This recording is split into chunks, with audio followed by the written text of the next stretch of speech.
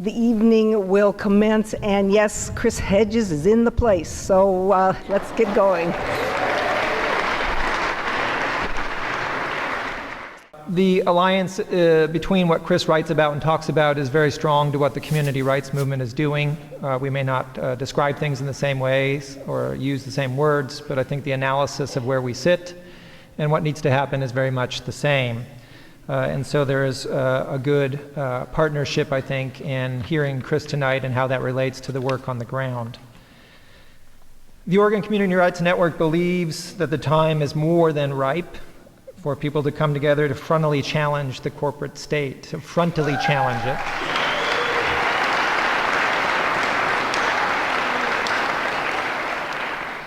The Oregon Community Rights Network is also in the belief that the time is ripe, that we must come together in real acts of civil disobedience.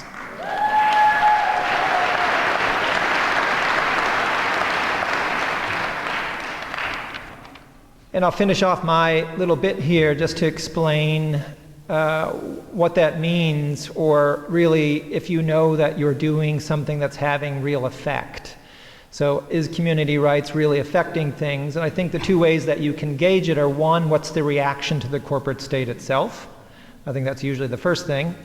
And then I think the second gauge will be whether or not more and more people start to do this kind of acts of civil disobedience in not just places like Oregon, but elsewhere. I think those are the two major indicators.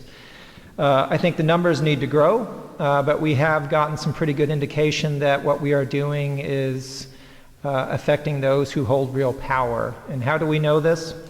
Well, we know this when CropLife America, the major national lobbyist for the major chemical corporations, spend millions of dollars to suppress your activism, to assert your community rights in places like Oregon. You know that you're doing something right. You know you're also doing something right when corporations sanction your attorneys who represent your communities when you try to exercise your community rights. You know you're doing something right there. You also know what you're doing is having the right kind of effect when your own state environmental agencies sue your community for putting laws in place that have a higher environmental protection standard than the state.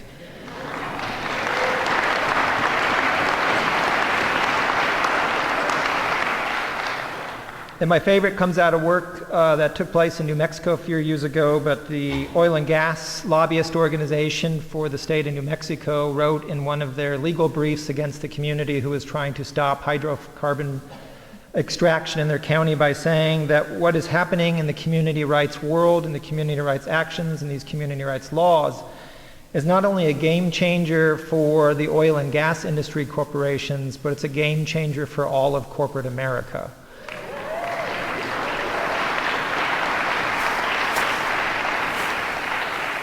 These are all good things. The problem is I think the corporations understand what's happening more than we do. And I think it's time that we understand that we have to come together and actually affect that real kind of change.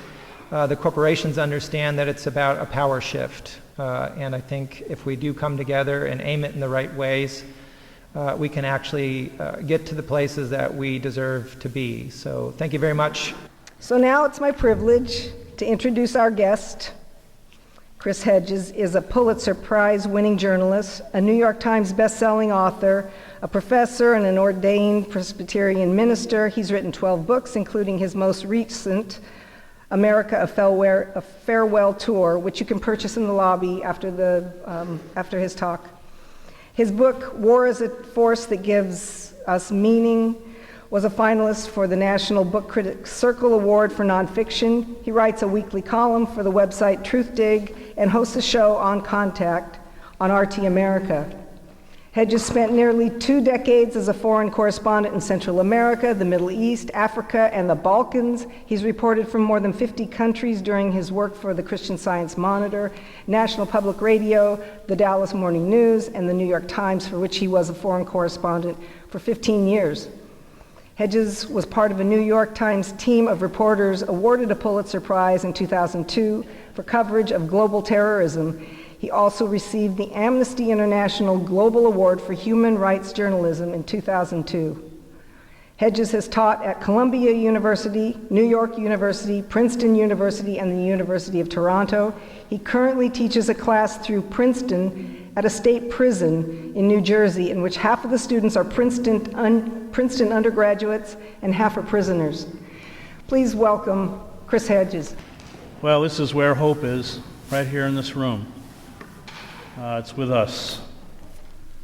And we have a difficult task before us, one that won't be easy, that will require communal solidarity and self-sacrifice, because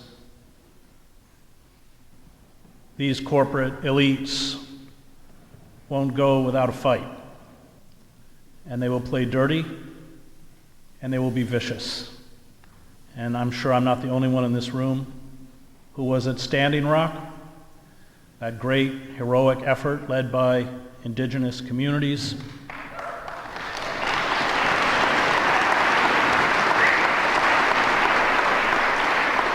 The water protectors who understood that there are certain elements around us which are sacred, which have an intrinsic value beyond a monetary value, and which are worth fighting to protect and save.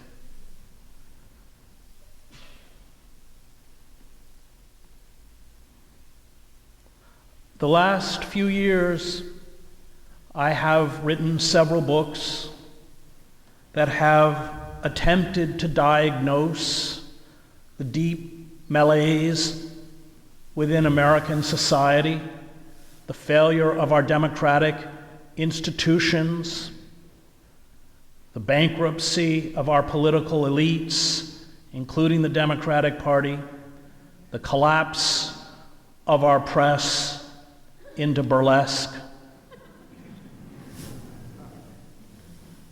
the shift away from a print-based culture, one rooted in truth and verifiable fact, into a culture where fact is interchanged with opinion, where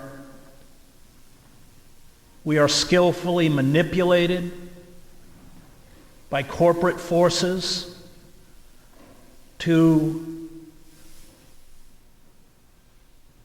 elicit emotional responses to everything around us, including manufactured political personalities. And we confuse how we are made to feel with knowledge. This book comes, like many of my books, out of a great text of the past, Emile Durkheim's book on suicide, published in 1897, where Durkheim, and there was that triumvirate of Durkheim, Max Weber, and Karl Marx, who were all roughly contemporaries, playing off of each other. And Durkheim is a great intellectual figure for me, like W.E.B. Du Bois, arguably America's greatest intellectual, because Durkheim, like Du Bois, married brilliance and profound scholarship with reporting. Durkheim went out and listened, like Du Bois. When Du Bois publishes his classic work, The Philadelphia Negro, the study of urban life of impoverished African Americans in an American city, by the time he's done, he's interviewed over 1,200 families.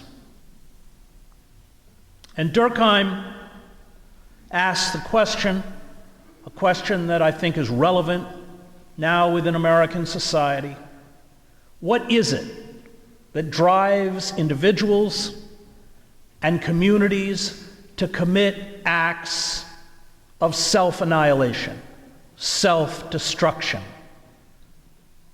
These diseases of despair, these pathologies that are rippling across the American landscape: the opioid crisis, gambling, hate groups, and as Durkheim noted correctly, those who center their lives around hate are driven at their core by a desire for self-annihilation, sexual sadism. We are a pornified society. Suicide. And Durkheim argued that those who were best protected from these diseases of despair, these pathologies of self-destruction, were those who had found a life-sustaining equilibrium, who were held together by social and communal bonds, and who were able to express themselves and achieve a place within the society, one that gave them dignity, a sense of meaning, purpose. But when that was taken away, when those social bonds were broken and destroyed, it created a state that Durkheim called anomie. And the translation of anomie is rulelessness. It means that the social contract, the rules as they are presented to us, no longer work. So the message that if you work hard, if you get a good education, if you obey the law, there will be a place for you within society, is no longer true. And once those social bonds disintegrate, then people act out in various ways. They engage in behaviors that are deeply self-destructive. And it was with Durkheim's understanding of the importance of social bonds and the deadly effects of anomie that I spent the last 2 years traveling across the United States, embedding myself with groups and individuals, including heroin addicts, who were destroying and perhaps even articulating a yearning for their own self-annihilation. The core of this book, is that the problem in American society has been orchestrated by corporate forces, by a corporate coup d'etat in slow motion, as John Ralston Saul points out, which has transformed American society into a version of the late Roman Republic, the facade of democratic process, electoral politics, civil liberties, a court system that defends the rights of citizens remains. But internally, corporations have seized all of the levers of power. And there's a great, probably our greatest political philosopher, Sheldon Wolin, and I interviewed him on YouTube. You can watch it for 3 hours a year before he died. Taught at Berkeley, later at Princeton, who writes in his classic work, Democracy Incorporated, that there are no institutions left within American society that can authentically be called democratic. That we live in what he describes as a system of inverted totalitarianism. And by that, he means it's not classical totalitarianism, We still have the iconography and language of the republic, of a democratic system.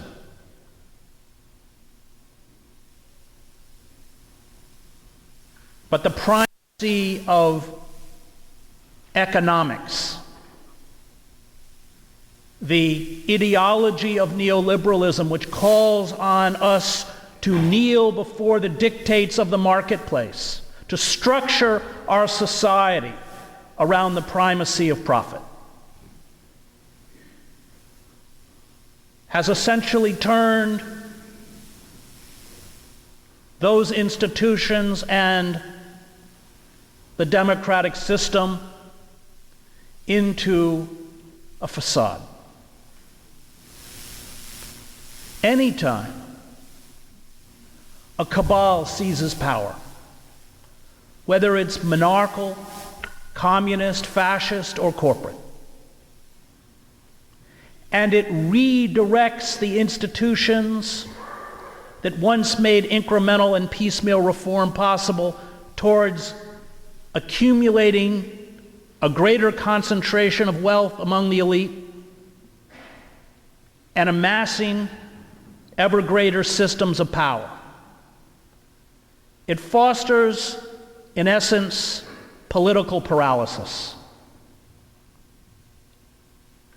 The system works only for a tiny segment of the ruling oligarchic class and becomes increasingly oppressive to the majority of citizens. I wrote a book called Death of the Liberal Class, which is a study of liberal institutions and what has happened to them within American society. And in the corruption and destruction of the liberal class, which in a capitalist democracy should function as a kind of safety valve to ameliorate the stresses and suffering within the society. We saw an example of this with the breakdown of capitalism in the 1930s and the response by the ruling oligarchic class under Roosevelt. And Roosevelt, in his private correspondence, in the letters published after his death to his brother, writes that if we in the oligarchic elite do not respond, we will get revolution. Those are Roosevelt's words. So we must, if the private sector cannot create jobs, then we as government must create jobs. And Roosevelt creates 12 million jobs. Social Security. Many of the unionists who rose up in the 1930s had not been members of a union previously, especially after the assault against unions following World War I. That's how a functioning liberal class works. The liberal class was never designed to be the political left. It responded to populist movements, the Progressive Party, the CIO, the Communist Party, who we have erased from our history. But corporate forces, frightened by the uprisings in the 1960s, what the political scientist Samuel Huntington called the excess of democracy, followed the 1971 Lewis Powell memo, the blueprint by which they used corporate power, corporate influence, and corporate money to corrupt and finally destroy those institutions within a society, including academia, that are tasked with providing a critique of the society and making sure that civil and political discourse remains rooted in verifiable fact. And the poster child for the faux liberal class is Bill Clinton, who passes NAFTA, the greatest betrayal of the American working class since the 1948 Taft-Hartley Act, who signs into law the 1994 Omnibus Crime Bill, which explodes the system of mass incarceration from roughly 700,000 to over 2 million by the end of his presidency. And it wasn't just that he expanded the prison population. He and Joe Biden and the other Democratic leaders, intent on seizing back the quote-unquote law and order issue, created these draconian laws where people could be imprisoned for life without parole for nonviolent offenses, primarily drug offenses. Half of the people today within our prison system, 2.3 million citizens, were never charged with physically harming another person. And of course, most of them are poor people of color who come from the deindustrialized pockets that were created or certainly accelerated by the flight of manufacturing overseas, courtesy of NAFTA. It was Clinton that passed the welfare reform bill, which obliterated our welfare system, and 70% of the original recipients under our old welfare system were children. It was Clinton that deregulated the FCC and has allowed a handful of 5 or 6 corporations to control what 90% of Americans listen to or watch. And it was Clinton who ripped down the firewalls between commercial and investment banks by destroying Glass-Steagall, which precipitated the national and global financial meltdown. After eradicating the populist, progressive movements in this country, and we had a very radical tradition, especially on the eve of World War I, paid for, of course, with the blood of the American working class and African Americans who were intent upon opening up the closed space created by design by the white slaveholding aristocratic elites, the so-called founding fathers. I've taught in a prison for a decade now. My last semester I taught Victor Hugo's Les Miserables. And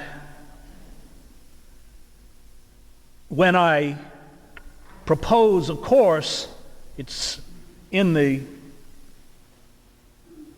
degree program that's offered by Rutgers. So I teach students who are earning their BAs, Rutgers BA degrees inside prison.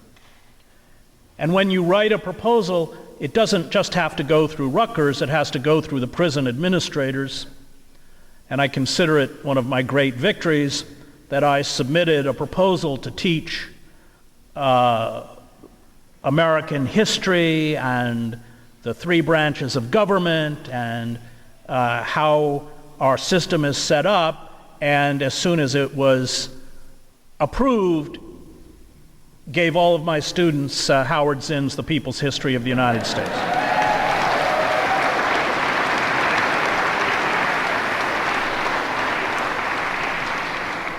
Which is a very important book because it shows that what democratic space we have was not handed to us by the elites. In fact, the elites fought us every step of the way.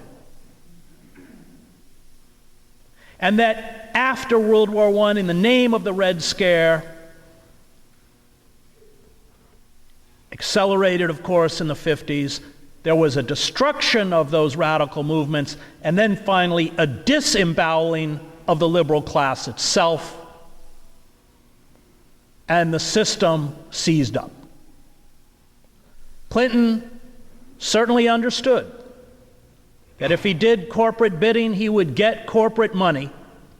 And by the 1990s, the Democratic Party had fundraising parity with the Republicans, and when Barack Obama ran for president in 2008, he got more. But at that point, you had a self-identified liberal class that continued to speak in that feel your pain language of liberalism, but betrayed working men and women. And that precipitated the nightmare that faces us now. The Democratic Party is deeply culpable for the arrival of demagogues like Trump. The Democratic Party transformed itself into the Republican Party. I've lived in Europe.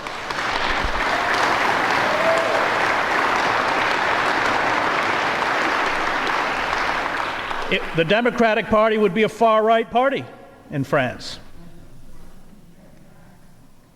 They transformed themselves into the Republican Party and pushed the Republican Party so far to the right it became insane.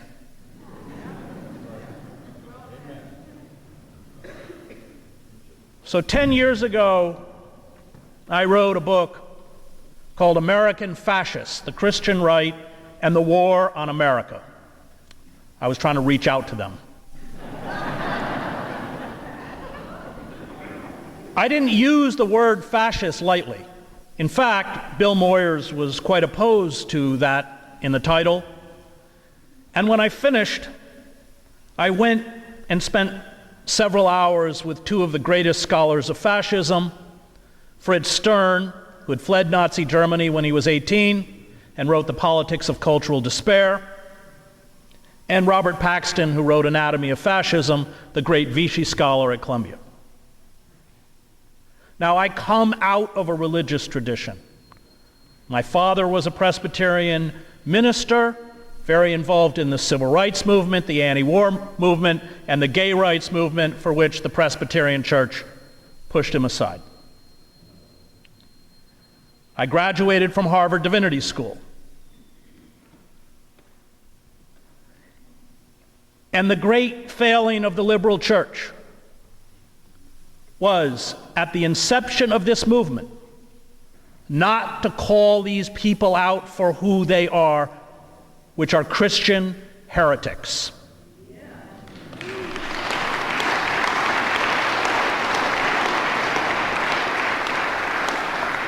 You do not need to spend 3 years at Harvard Divinity School, as I did, to grasp that Jesus did not come to make us rich.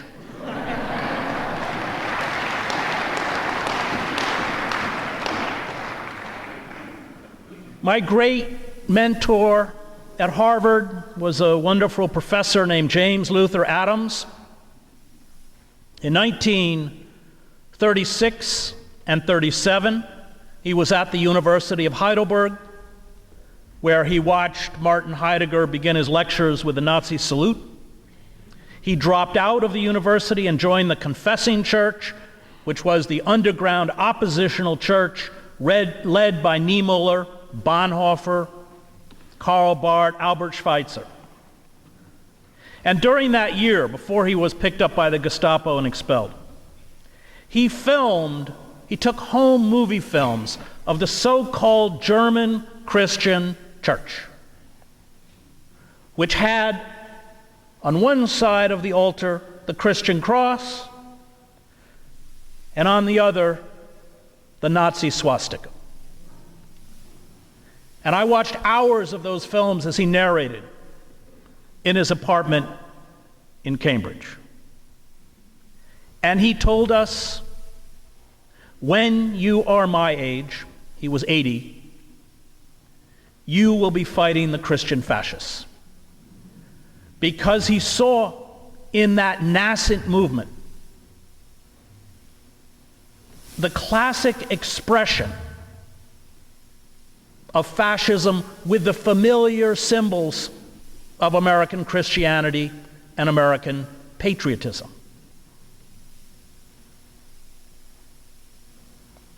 And in the 2 years that I spent on that book, where I interviewed dozens of followers in the movement, I couldn't listen to their stories without being moved. Their despair, their struggle with addictions, with domestic and sexual abuse, jail time, gambling, the enemy that Durkheim pinpointed as so deadly to any society. And all of the writers of totalitarianism, including Hannah Arendt, see that societal despair as a starting point towards the destruction of the open society.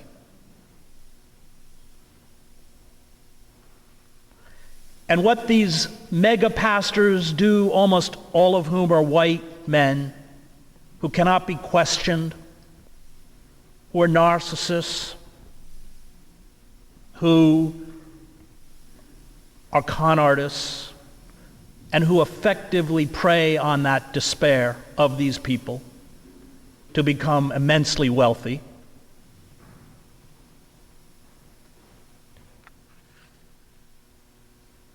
is perpetuate the kind of magical thinking that lies at the core of any totalitarian movement. Anthropologists call it crisis cults. That when a society disintegrates and thrusts a certain segment aside, the only way people can cope is to retreat into magical thinking, magical Jesus. You saw an example of a crisis cult in 1890 in Wounded Knee, before the 7th Cavalry set up the Gatling guns and massacred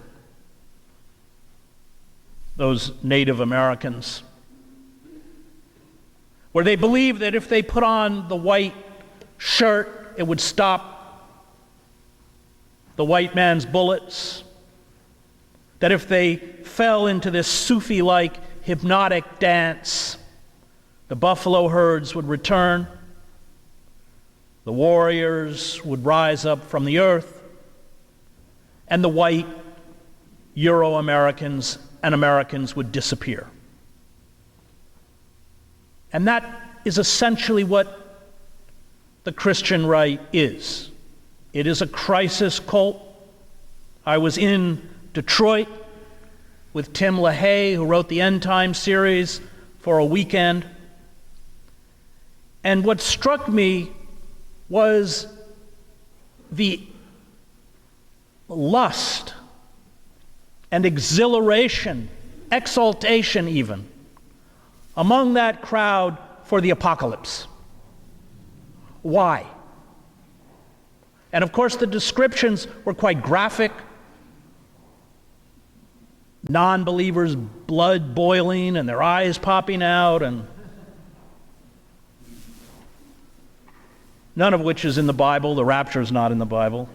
It was fascinating because I was always upfront about who I was and my background, that as soon as they knew that I came out of a biblical tradition, they never wanted to talk about the Bible with me because they don't know the Bible. They're selective literalists who are fed cliches, slogans, small passages, bits of the book of Revelation to buttress an ideology, to sanctify the worst aspects of American imperialism and American capitalism, as if Jesus would bless the dropping of iron fragmentation bombs throughout the Middle East.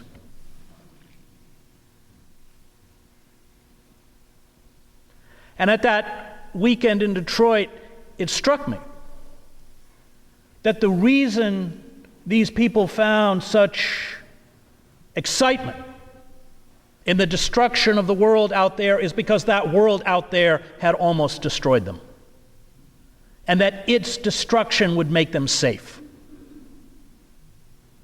And at the conclusion of that book, I wrote, the only way to break the back of this movement is to reintegrate these people back into the economy. And of course, the opposite has happened.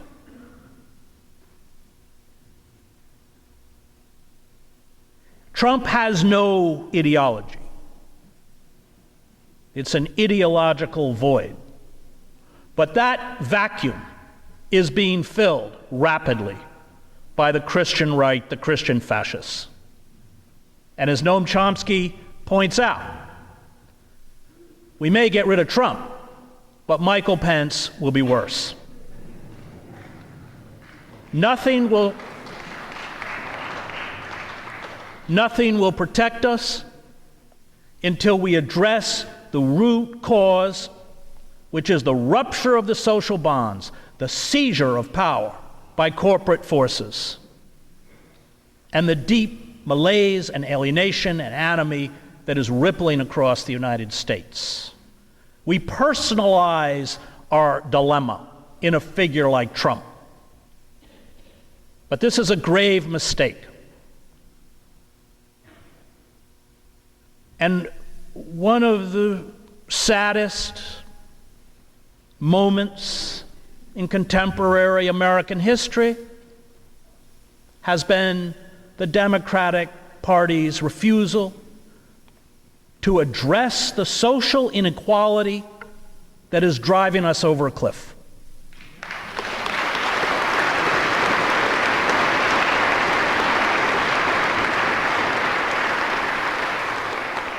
Because a figure like Trump did not arise out of this morass because of James Comey or the Podesta emails or Russian bots. But the Democratic Party is a creation of the corporate state. There's one party, it's the corporate party. On one end, you have the troglodytes and the racists, the Mercers and the Sheldon Adelsons and the Trumps and the Bannons and the Millers and the Kavanaughs. And on the other, you have the segment of the ruling corporate oligarchy embodied in the polished Princeton graduates who work at Goldman Sachs. I've taught at Princeton, I see how they recruit, who don't want to be identified as racists or homophobic or Islamophobes, but never address the structures of power, the seizure of power by these corporate forces. 10 years ago, we suffered a severe financial dislocation. And what was the response of the corporate elite? They created out of electronic ether, according to researchers at the University of Missouri, $26 trillion in fabricated money. Think of what $26 trillion could have done in terms of putting people back to work, making sure that the 8 million families that were evicted from their homes had a place to live, forgiving student debt, creating a rational health system,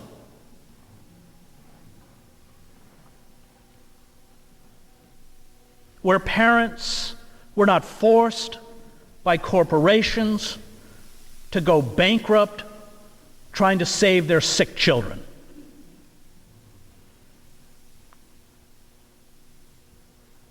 And these speculators, these global speculators, they took this money. They never created jobs. They never buttressed manufacturing. They bought back their own stock, which is what they did with the money they got from the virtual tax boycott. Never forget that under Eisenhower, the highest tax brackets for the wealthiest individuals and corporations was 91%. 91%. And we now live in a system where by next year, we will be paying over $350 billion on interest, and within 10 years, $900 billion on interest.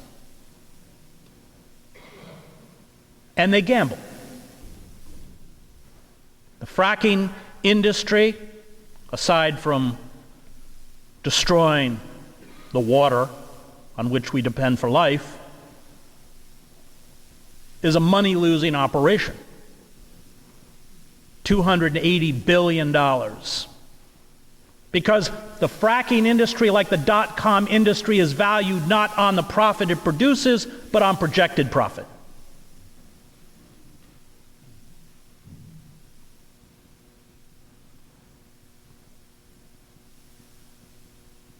And this money, this $26 trillion of money, Marx calls it fictitious capital because it will evaporate.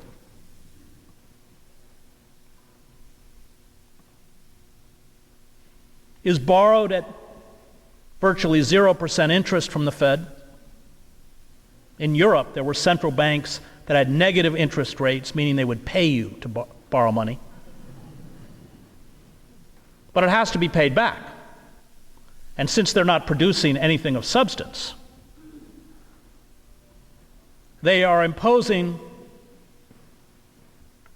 harsher and harsher forms of austerity and debt peonage on a beleaguered population that no longer has a voice within the society. What we have done to our students, crippled by monthly payments in the hundreds, if not in the thousands of dollars, unable to find meaningful work. American productivity since 1973 has increased by 77%. And if wages kept pace with productivity, the minimum wage would be over $20 an hour. And yet, over 41 million workers in this country earn less than $12 an hour. That's a third of the workforce.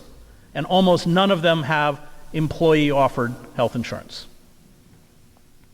That's by design.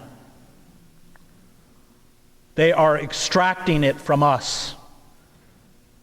Even if you have health insurance in this disastrous for-profit system, your co-pays, what's not covered, astronomical pharmaceutical costs are draining you. 1 million bankruptcies a year are caused by people who can't pay medical bills and they had insurance.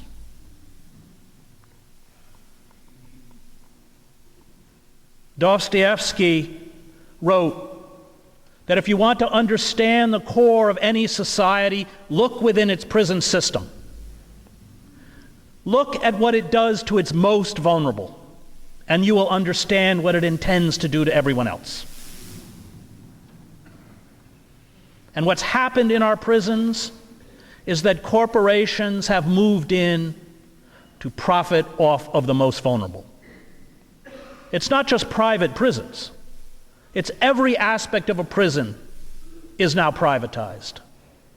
The food service, R-Mart, which there are constant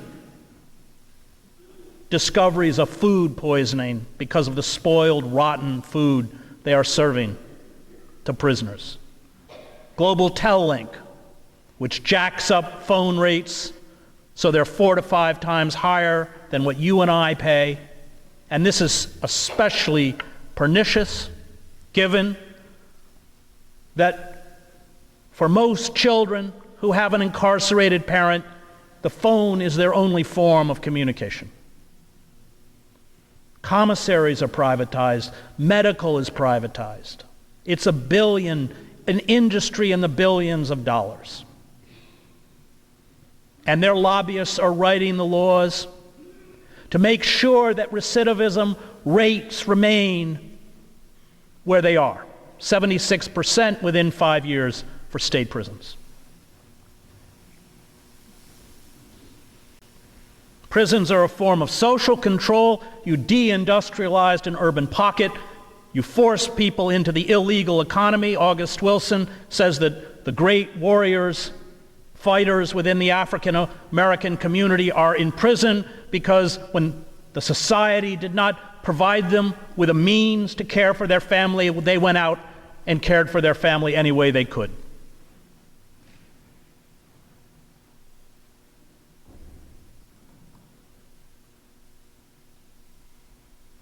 And within those communities, we have instituted reigns of terror. Only 94% of people within our prison system ever get a jury trial. They're stripped of due process, they're stripped of their rights. We've militarized police that kill an average of 3.1 citizens a day, almost all of whom are unarmed. They kick down doors in the middle of the night, wearing Kevlar vests and carrying long-barreled weapons as if it's a rack for nonviolent warrants.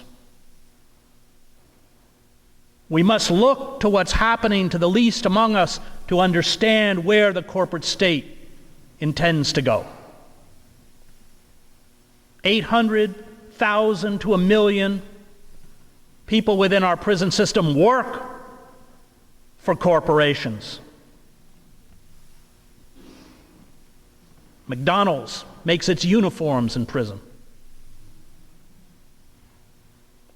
And what are they paid? In some states, they're paid nothing. Alabama, Georgia, Louisiana is 4 cents an hour. Firefighters in California make $1 an hour. And these corporations see in these prisoners the model worker. They always come to work on time.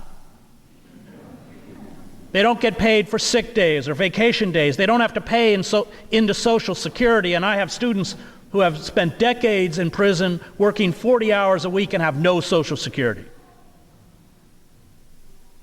They can't organize. They can't complain. And if they're a problem, you put them in solitary confinement, where tonight 80,000 of our citizens are.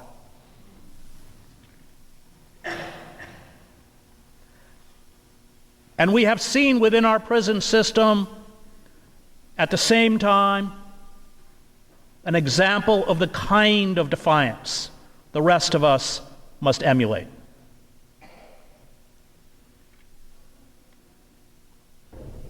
I taught a class called Conquest. We read Open Veins of Latin America, Bury My Heart at Wounded Knee, and C.L.R. James's great study of the Haitian Revolt, Black Jacobins, the only successful slave revolt in human history, and Haiti is still paying for it. And I was in Montana. I had given my students a syllabus, and they knew I wasn't there that week. And I got a phone call in my hotel room, and they said, "This is the Special Investigations Division of the Department of Corrections of the state of New Jersey. Do you know your students just led a sit-down strike in the prison?"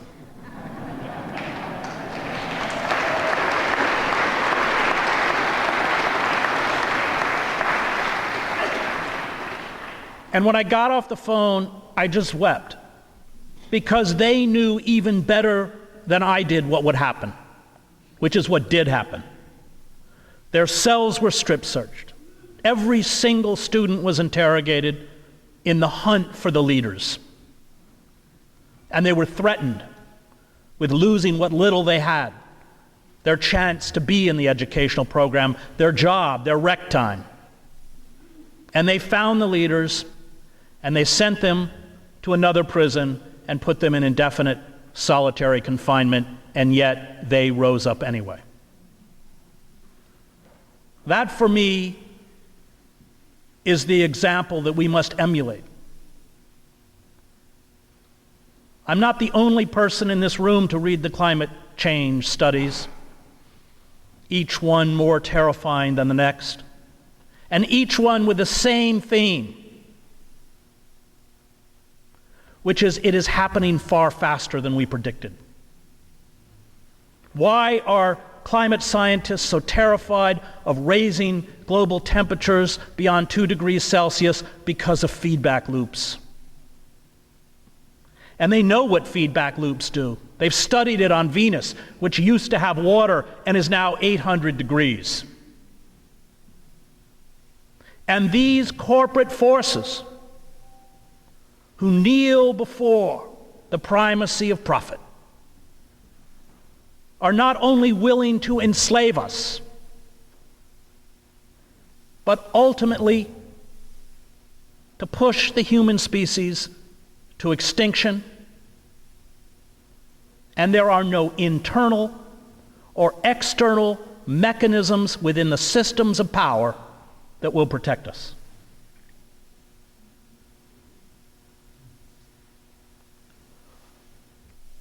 All resistance now must be grounded in the spiritual, not in an orthodox religious belief system necessarily. I come out of that system. But I certainly saw that spiritual dimension at Standing Rock. Indeed, that was one of the most moving aspects of the resistance by the water protectors. We have to pay fealty to those non-rational forces that are belittled by the corporate state. Beauty, truth, a search for meaning, the struggle with our own mortality.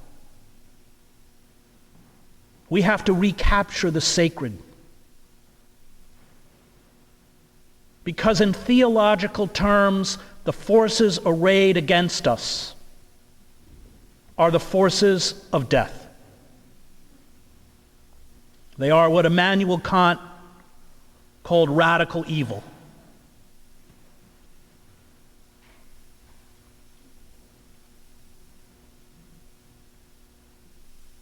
I asked Father Daniel Berrigan once, the great radical priest, how he defined faith. And he said, it is the belief that the good draws to it the good, even if empirically all of the evidence around you says otherwise. The good draws to it the good. And I can tell you, having covered war, having been in societies that disintegrated and, like our own, vomited up these monstrosities like Trump, that the good does draw to it the good.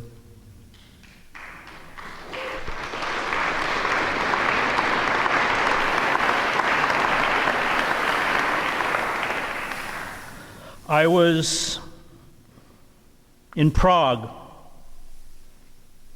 to cover the Velvet Revolution. I spent every evening in the Magic Lantern Theater with Václav Havel. And on the streets of the city that winter were posters of a young Charles University student named Jan Palach, who, to protest the 1968 Soviet invasion of his country, the overthrow of Dubček, and the installation of a pro-Soviet regime, went to the central Wenceslas Square and lit himself on fire. 4 days later, he died of his burns.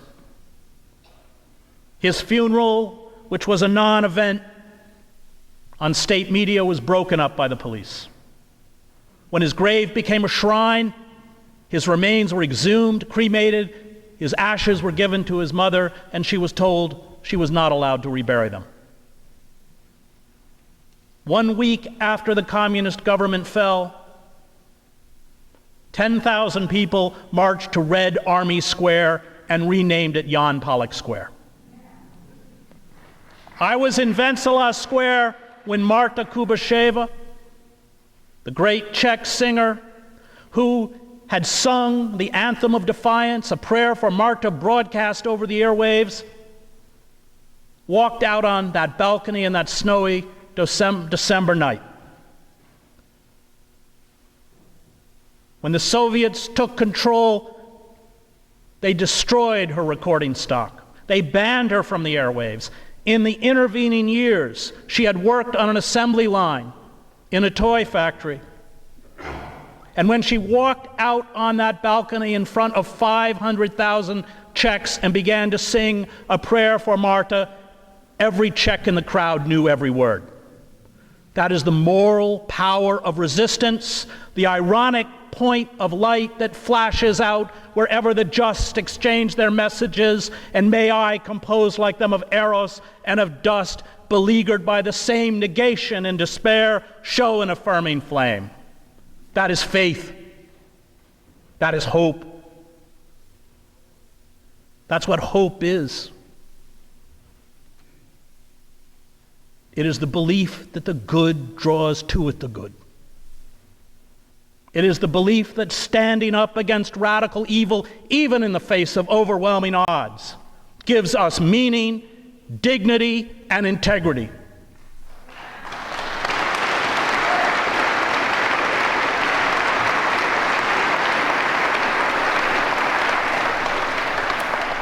I'm not the only person in this room to have children, and we are responsible for the world they inherit. And even if we fail, at least let those who come after us say of us, they tried.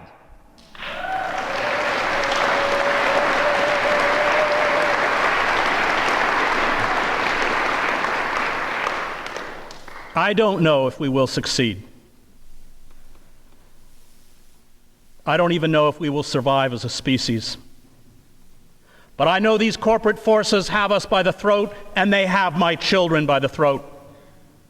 And in the end, I do not fight fascists because I will win. I fight fascists because they are fascists. Thank you.